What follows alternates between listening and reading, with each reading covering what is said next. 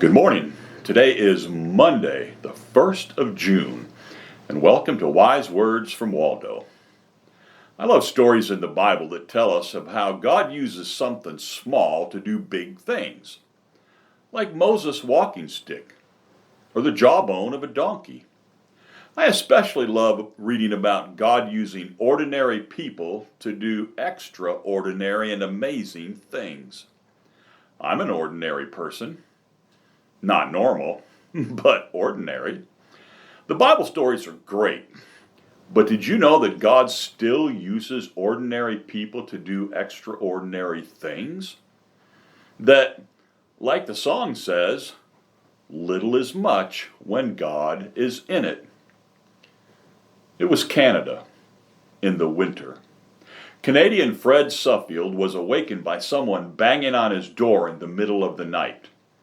A half-frozen man told him that a train had stalled nearby and lost power. The few passengers were in danger of freezing to death. He led them through the snow and into his cabin. They were warm and taken care of until they were rescued.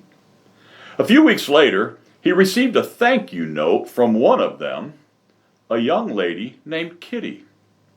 He wrote back. They began corresponding, and those letters led to them meeting up again and getting married. They began attending a church in Ottawa. They became evangelists. One summer they invited the pastor's son George to stay with them for a month.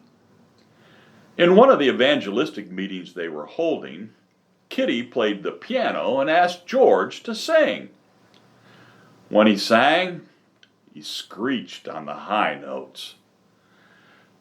He was embarrassed, completely embarrassed, and he vowed never to sing in public again. But Kitty suggested that he sing the song in a lower key, and so George did.